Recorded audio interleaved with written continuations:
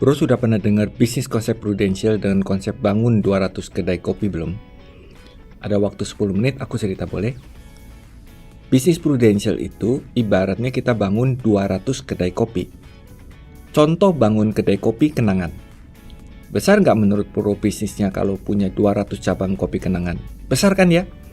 Nah, dari setiap cabang, kamu akan terima profit 12% dari omset.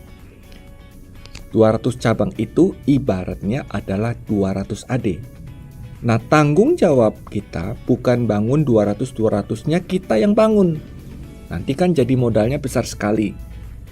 Kita cukup bangun 6. Nanti sisanya orang lain yang bangun, kita hanya support saja. Jadi seperti franchise seperti itu. Nah, kedai kopi jualannya kopi. Kalau kita jualannya PGP, Program Garansi Penghasilan Dana Titipan. Sudah pernah dengar belum? Nah, ini contohnya. Pak Tony usia 30 tahun, penghasilannya 20 juta satu bulan. Karena dia penghasilan 20 juta satu bulan, dia sisihkan 2,6 juta setiap bulan, dia mampu dong. Dia sisihkan 2,6 setiap bulan, bulan 1, bulan 2, bulan 3. Bulan keempat dia lagi lari pagi, dia sakit nyeri dada. Dia pergi cek ke dokter dan dokter bilang ada masalah jantung ternyata. Jadi dia harus di bypass jantung. Pasca sakit jantung, dia tidak bisa bekerja seperti dulu lagi. Itu masalahnya. Dan perusahaan juga terpaksa mengeluarkan dia. Dia jadi jobless, stop penghasilan. Tapi dia kan ikut PGP, Program Garansi Penghasilan. Dia jadi dapat terima uang 1 miliar. Loh, kok bisa? Iya, namanya PGP ini manfaat dan cara kerjanya begini. Dia setor 10 tahun saja, lalu dia diproteksi terhadap risiko sakit kritis, cacat tetap total, atau meninggal sebesar 1 miliar. Sampai Pak Tony ini usia 88 tahun. Kalau meninggal karena kecelakaan, Pak Tony di cover 3 miliar sampai maksimal usia Pak Tony 70 tahun. Nah, 1 miliar ini sudah setara dengan 4 tahun penghasilan dia. Kira-kira menolong kan? Tadi kan bilang ini dana titipan. Jadi namanya dana titipan itu uang kembali. Kapan kembalinya? Dia bisa kembali uangnya di tahun ke-20 full 100% uang kembali dan program selesai. Tapi kalau dia berkata, saya masih mau titip uangnya di kamu, maka kita akan berikan dia bunga. Kembalinya bukan modal 100%, tapi kembalinya jadi 1 miliar. Kalau dihitung 2,6 juta satu bulan, 10 tahunnya itu 312 juta. Kalau kita titip uang 312 juta, baliknya 312 juta, itu kan namanya balik modal saja. Tapi kalau 312 juta titip dikembalikan 1 miliar, itu namanya apa? Sudah untung kan? Nah, ini namanya program untung atau program cuan. Bagus gak?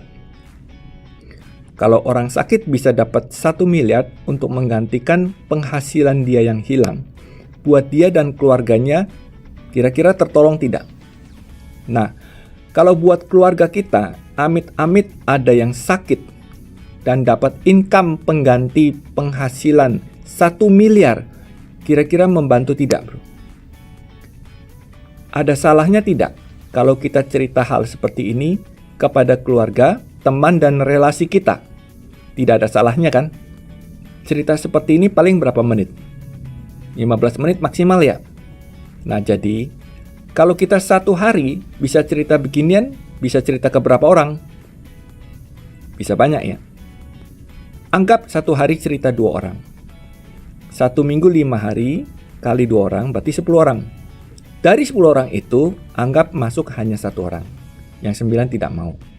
1 orang ini setor 2 juta satu bulan, disetahunkan jadi 24 juta. 1 bulan ada 4 minggu, kali 24 juta, sama dengan 100 juta satu bulan. 1 tahun itu 12 bulan, kali 100 juta, jadi potensi omsetnya 1,2 miliar. Tapi, kita tidak minta kamu harus dapat omset sebesar itu. Kita hanya minta kamu untuk fokus ke 4 nasabah, ke 4 orang saja, 2 juta sebulan. Misalnya teman, relasi, keluarga, suami, istri, anak, ya, 4 orang saja. Mudah kan? Nah, ini ada keuntungannya. Dari setiap penjualan PGP ini, ada komisi tahun pertama 25%. Tahun kedua 10%. Bonus tahun pertama 12,5%, tahun kedua 5%, total semua 52,5%. Gede nggak bro? Sudah tanpa modal besar, tidak ada risiko, bisa dapat margin profit besar 52,5%. Nah di sini ada juga jenjang karirnya. Jenjang karir yang pertama ini AAD. Ini level manager, syaratnya menuju AAD adalah 300 juta. Tapi ini kita coret. Loh, kenapa dicoret? Karena kita hanya minta kamu fokus cari 4 nasabah saja, 2 juta sebulan, dan cari 2 orang terbaik yang lakukan hal yang sama. Keuntungannya apa kalau orang naik AAD?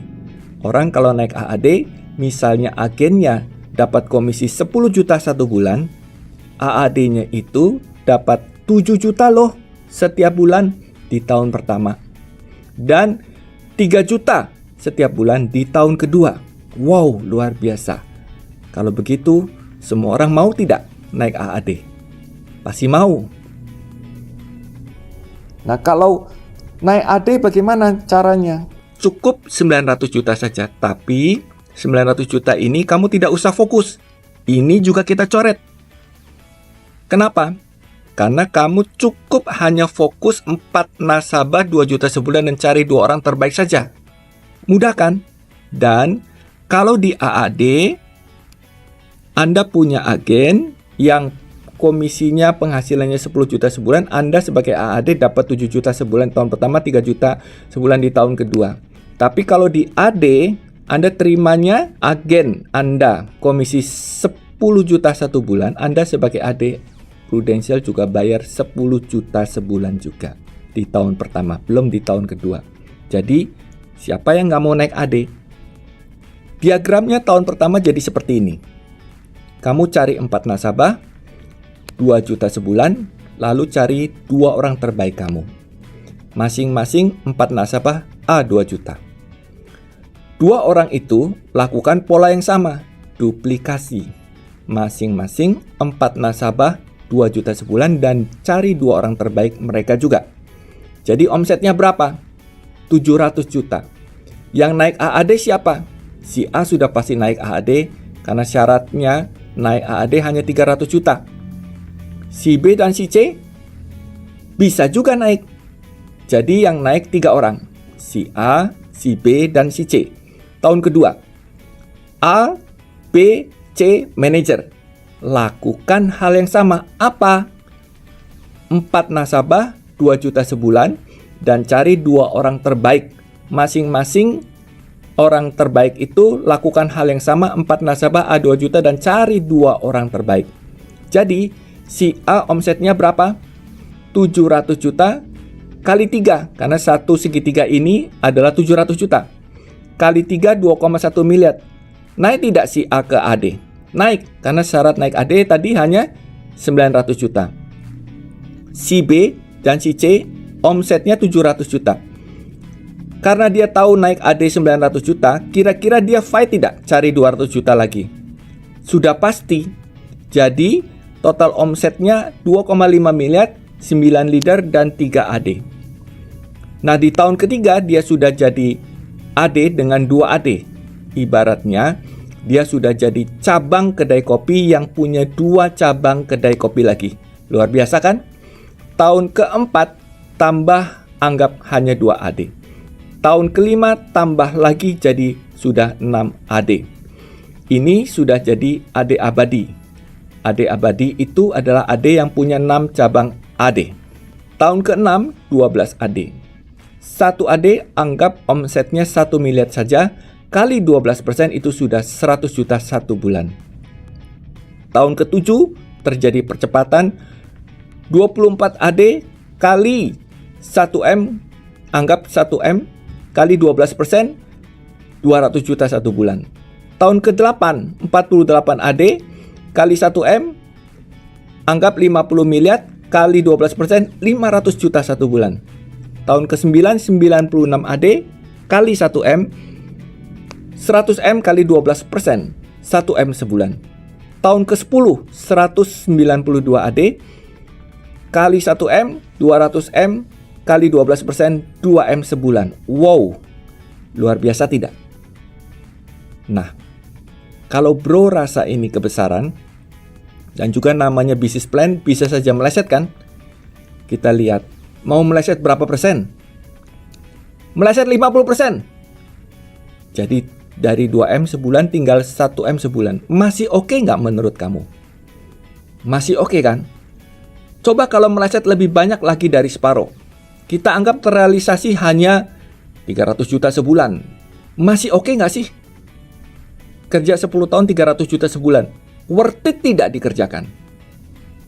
Orang bilang susah, tapi menurut bro, ini seberapa sih susahnya bro? Karena fokusnya simple, hanya cari 4 nasabah dan 2 juta sebulan dan 2 orang terbaik.